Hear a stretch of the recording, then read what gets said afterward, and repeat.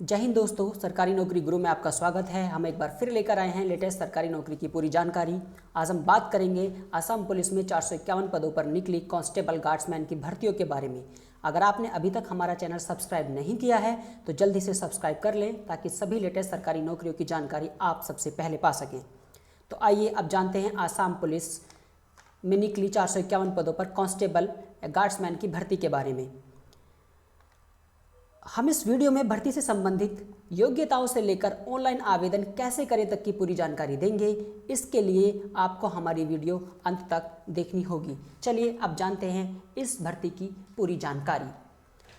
ये वेबसाइट है हमारी रिक्रूटमेंट आसाम राज्य स्तरीय पुलिस भर्ती बोर्ड आसाम या आसाम पुलिस भी से शॉर्ट में कहते हैं। पद का नाम कांस्टेबल या गार्ड्समैन। ये इसका एडवर्टीजमेंट नंबर दिया गया है। ये कांस्टेबल या गार्ड्समैन की भर्तियां हैं। पदों की संख्या कुल 451 है। अगर पदों की रिजर्वेशन की बात करें तो जनरल के लिए 331 पद रिजर्व हैं, एससी के लिए 43 यानी 43 पद रिजर्व हैं, एसटी के लिए 77 पद और टोटल पद हैं 451। इम्पोर्टेंट डेट्स यानी इसकी जो तारीख है उनकी बात करें तो ये भर्तियाँ 10/6/2020 यानी 10 जून से स्टार्ट हो चुकी हैं। यानी आप इनके लिए अप्लाई 10 जून से कर सकते हैं या हो चुकी हैं, स्टार्ट कर रहे हैं। इसके अलावा जो इसकी अंतिम तिथि है वो है 30/6/2020 यानी 30 जून तक। यानी इसकी जो तिथि है वो 10/6/2020 से लेकर के 30/6/2020 के बीच आप इसके लिए आवेदन कर सकते हैं। अगर आप जानना चाहते हैं कि इसका जो एग्ज़ाम है वो कब होगा या पीएसटी या पीईटी कब होगा या इसका जो रिटन टेस्ट है वो कब होगा या इसके एडमिट कार्ड कब अवेलेबल होंगे तो आप कंटिन्यू हमारी यूट्यूब चैनल की वीडियोस देखते रहिए या हमारी वेबसाइट्स पर पढ़ते रहिए। जहाँ तक इसकी क्वालिफिकेशन की बात है तो इसके लिए आपने कम से कम किसी भी सरकारी संस्था से 10वीं कक्षा उत्तीर्ण की हो। इसके लिए जो एज क्राइटेरिया है वो मिनिमम 18 साल और मैक्सिमम 38 यानी आपकी जो एज है वो 18 से 38 के बीच होनी चाहिए। और जो आपकी मैक्सिमम एज है यानी 38 साल वो जो कैलकुलेट होगी वो 1/1/2020 यानी 1/1/2020 को आप अपनी अधिकतम आयु सीमा 38 साल पूरी कर चुके हो। इसके अलावा आपको एज रिलैक्सेशन भी है। यानी अगर आप किसी रिजर्व कैटेगरी को बिलोंग करते हैं यानी अगर आप ओबीसी हैं, एससी हैं, एसटी हैं तो आपको आयु में छूट भी दी होगी। Application fee there will be no application fee. इसके लिए कोई भी एप्लीकेशन फ़ी नहीं है। यहाँ पे नीचे लिंक दिए गए हैं। अगर आप इसका पीडीएफ डाउनलोड करना चाहते हैं तो यहाँ पे क्लिक कीजिए। अप्लाई ऑनलाइन करना चाहते हैं तो यहाँ पे क्लिक कीजिए। अगर आप ऑफिशियल वेबसाइट पर जाना चाहते हैं तो यहाँ पे क्लिक कीजिए। तीनों लिंक दिए गए हैं और ये सभी लिंक हमने अपनी वीडियो के डिस्क्रिप्शन में भी मेंशन किए हैं, आप वहाँ से भी देख सकते हैं। हाउ टू फिल फॉर्म यानी फॉर्म कैसे भरें हम एक बार फिर आपको बता देते हैं कि जब आप फॉर्म फिल करें तो आपको किन किन बातों का ख्याल रखना है। सबसे पहला पॉइंट इसमें यह है कि जब भी आप किसी नौकरी के लिए फॉर्म भरें तो सबसे पहले आप उसकी पीडीएफ यानी उसका जो नोटिफिकेशन है उसको पूरी तरह से पढ़ लें ताकि आप जान सकें कि आप उस भर्ती के लिए एलिजिबल हैं या नहीं। यानी आप उसकी योग्यता को पूरी करते हैं या नहीं, आपकी क्वालिफिकेशन पूरी है या नहीं है, या आपकी एज क्राइटेरिया पूरा है या नहीं है। इसके अलावा जो दूसरा पॉइंट है वो है कि जब आप फॉर्म को फिल करें तो आपके पास आपके डॉक्यूमेंट्स होने चाहिए, आपका आईडी प्रूफ होना चाहिए, आपका एड्रेस प्रूफ होना चाहिए, या जो बेसिक डिटेल्स हैं वो आपके पास एट द टाइम उस टाइम जब आप फॉर्म फिल करें तो वो आपके पास होनी ज़रूरी है। इसके अलावा इन सभी की कॉपियाँ यानी आपका जो फ़ोटो है, आपका जो सिग्नेचर है, आपकी जो दूसरी एजुकेशन क्वालिफिकेशन की जो अंक तालिकाएँ हैं उनकी भी स्कैनिंग कॉपी आपके पास होनी चाहिए क्योंकि उनको अपलोड करना होता है। इसके अलावा जब आप फॉर्म फिल करें तो आप एक एक कॉलम को अच्छी तरह से देख लें कि आपने किसी कॉलम में कोई गलती तो नहीं की है। इसके अलावा आपने जब आप फॉर्म को फिल कर चुके हों, जब आप फॉर्म को फिल कर दें तो आप ये देख भी लें अच्छे से कि आपने उस फॉर्म को फिल करने के बाद उसकी फ़ी भी पे की है या नहीं। हालांकि ये बात जो है इस पोस्ट के लिए नहीं है क्योंकि इसमें तो कोई फीस ही नहीं है, यानी जो आवेदन शुल्क है वो इसमें ज़ीरो है। इसके अलावा जब आप फॉर्म की प्रक्रिया पूरी कर दें, आप फॉर्म को पूरा भर चुके हों तो तब आप उसका एक प्रिंट आउट ले लें और अपने पास भविष्य के लिए संभाल कर रखें। इसके अलावा फिर नीचे देखिए हमने कुछ पीडीएफ लिंक दे दिए हैं। डाउनलोड नोटिफिकेशन यहाँ से डाउनलोड कर सकते हैं, ऑनलाइन एप्लीकेशन कर सकते हैं, एडमिट कार्ड डाउनलोड, आंसर किया रिजल्ट। यानी आप अपडेट रहना चाहते हैं इन भर्तियों से संबंधित कि इनका एडमिट कार्ड कब आएगा, आंसर की कब आउट होगी या रिजल्ट कब आउट होगा, तो आप हमारी वेबसाइट्स को कंटिन्यू विजिट करते रहिए। चलिए दोस्तों, ये तो थी एक शॉर्ट जानकारी। अब आपको लेके चलते हैं इसकी ऑफिशियल वेबसाइट्स पर और जानते हैं कि किस तरह से हम ऑनलाइन आवेदन कर सकते हैं। चलिए अब मैं क्लिक करता हूँ यहाँ पर। देखिए ये इसकी ऑफिशियल वेबसाइट्स है। जैसे ही मैं यहाँ पे क्लिक करता हूँ तो इसकी ऑफिशियल वेबसाइट्स ओपन हो जाएगी। मैंने यहाँ पर क्लिक किया तो इसकी ऑफिशियल वेबसाइट्स ओपन हो गई है।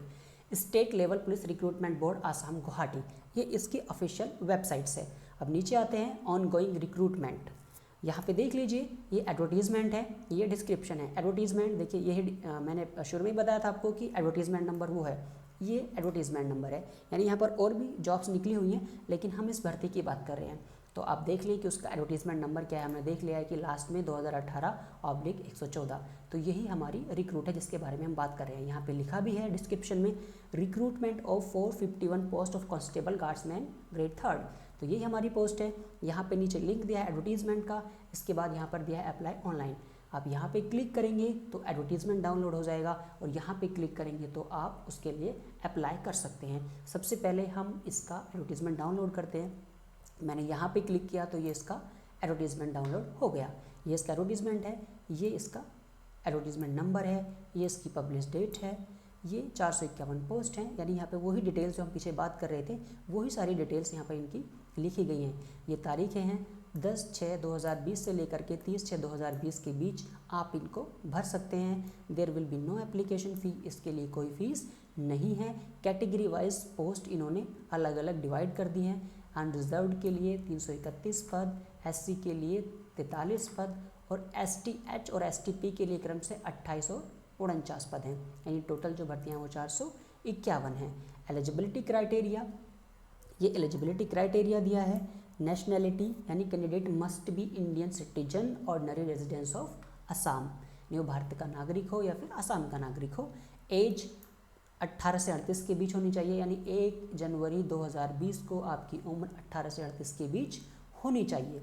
एज रिलैक्सेशन यानी अगर एज के लिए अगर आपकी उम्र ज़्यादा है और लेकिन आप किसी रिजर्व कैटेगरी से हैं तो आपको एज में यानी आपको उम्र में भी छूट दी गई है। अगर आप SC या ST हैं तो आपको 5 साल की छूट है।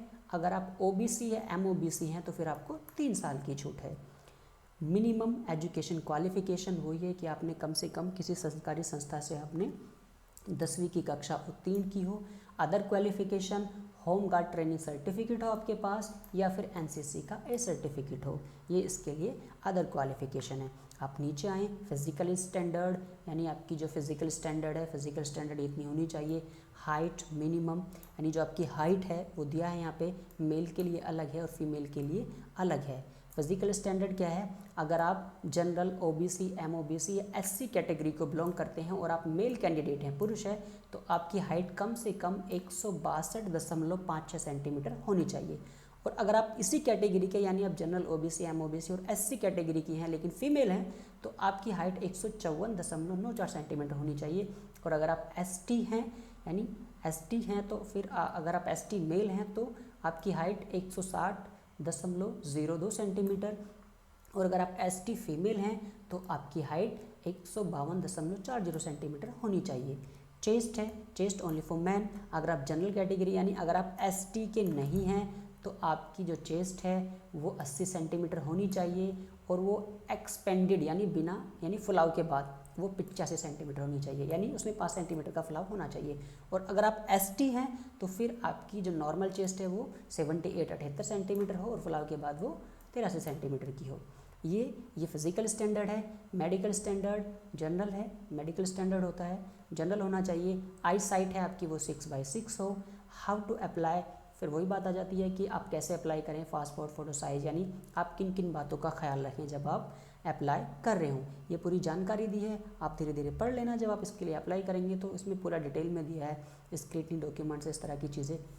यहाँ पर सिलेक्शन प्रोसेस दिया है कि जो सिलेक्शन प्रोसेस है वो बेस होगा physical standard test and physical efficiency test. इस लाइन को एक बार हम पढ़ लेते हैं। Candidate whose applications are found correct in all respects will be called for the physical standard test यानी PST and physical efficiency test। वो कह रहा है कि ऐसे कैंडिडेट जिनके एप्लीकेशन फॉर्म करेक्ट यानी सही पाए जाएंगे उनको फिजिकल स्टैंडर्ड टेस्ट यानी PST और फिजिकल एफिशिएंसी टेस्ट के लिए बुलाया जाएगा। यहाँ पे फिजिकल स्टैंडर्ड टेस्ट दे दिया, यानी वही जो आपकी माप है, आपकी हाइट क्या है, आपकी चेस्ट क्या है, ठीक है, वो आपकी ठीक है। तो फिर उसके लिए आप उसके बाद फिर आपको फिजिकल एफिशिएंसी टेस्ट जो 40 मार्क्स का होगा उसके लिए आपको क्वालिफाई करना होगा, उसको मतलब आपको उसको बीट करना होगा, पास करना होगा। फिजिकल एफिशिएंसी टेस्ट आपका 40 मार्क्स का होगा। जो मेल कैंडिडेट हैं उनके लिए इसमें इंक्लूडिंग 2 पॉइंट हैं, रेस और लॉन्ग जंप। जो रेस है वो 3200 मीटर की है, जो उन्हें 14 मिनट यानी 840 सेकंड में पूरी करनी होगी। जो लॉन्ग जंप है वो 335 सेंटीमीटर का है, उसमें 3 चांसेस दिए जाएंगे, यानी जो मेल कैंडिडेट हैं। अगर आगे चलते हैं, जो फीमेल कैंडिडेट हैं उनके लिए जो रेस क्राइटेरिया रखा गया है वो 1600 मीटर की है और वह उनको 8 मिनट में पूरी करनी होगी। और जो लॉन्ग जंप है वो 244 सेंटीमीटर का, जिसके लिए 3 चांसेस दिए जाएंगे। ये फीमेल कैंडिडेट के लिए है।